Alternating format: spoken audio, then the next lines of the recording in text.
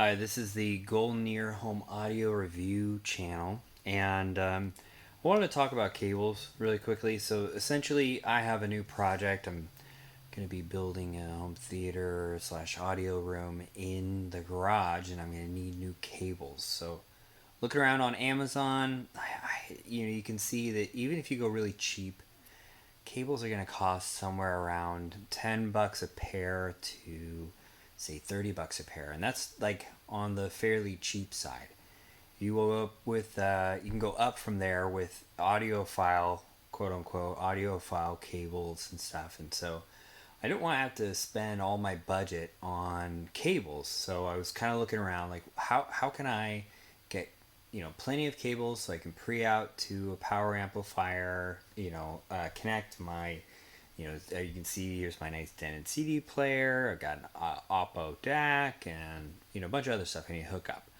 So how do I do this and not have to spend all my budget on cables? So I ended up looking into some component cables. And so, when you hear component cable, it's a video cable. So, should I actually be using a video cable instead of a, audio cable?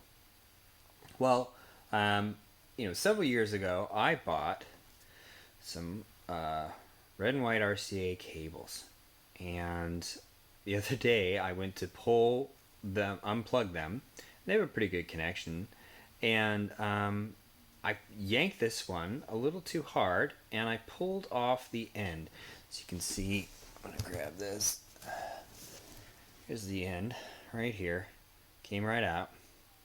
It's a nice metal connection and stuff, but they've always been a little loose. And then I looked actually at the cable itself, and what I can see is, if you can, let me just zoom in on this, is that, yeah, look, there's really not much there. This is mostly plastic, and there's a nice braid around it, which is cool, but there's really not much. You got dielectric, you got metal, and that's about it. There's not a lot to this. So you think you're getting a great deal. It's a very thick cable, and in reality, you're really just looking at this. There's not much, which is kind of disappointing. So now if you look at this box, you can see in the window here, over here, this is an RG6 cable. That's a specification. And in fact, if you look down the center of this, let's see if we can get this to focus here. Okay, yep. So essentially that white in there that you're seeing is actually about the size of the dielectric. This is a fairly thick cable. It's fairly nice. When you insert this on any of the cable on the stuff, I wouldn't even want to use this on cheap stuff because the connection is so tight. It actually pushes a lot. You gotta use a lot of force to get this in, so it's not coming off. This part here is metal. So these ethereal cables are nice. And they're video cable, and they will certainly pass along the full bandwidth of any cable. There's 75 ohm impedance. They're gonna do just as good a job at any other RCA cable that you're gonna find. And I bought these on Accessories for Less for about $4 a pair, and they were about 6 feet long, and I got 3 of them versus say 2. So I bought a bunch of pairs, and now I have all the cables that I'm gonna need, and I bought them at a much cheaper price than what you would pay if you had even gone the cheap route. So my suggestion is, if you're looking for cables to pre-out to a power amplifier, to connect a CD player or streamer or whatever analog audio connection you want to make, subwoofer cables, regardless, take a look at companies that might be selling component video cables for really cheap.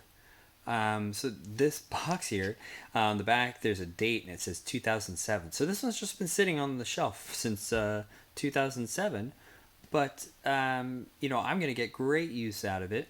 And there's, I'm sure, plenty of other deals to be had. because nobody's thinking, oh, great, component video. I don't need component video. Nobody's using component video anymore. It's all HDMI.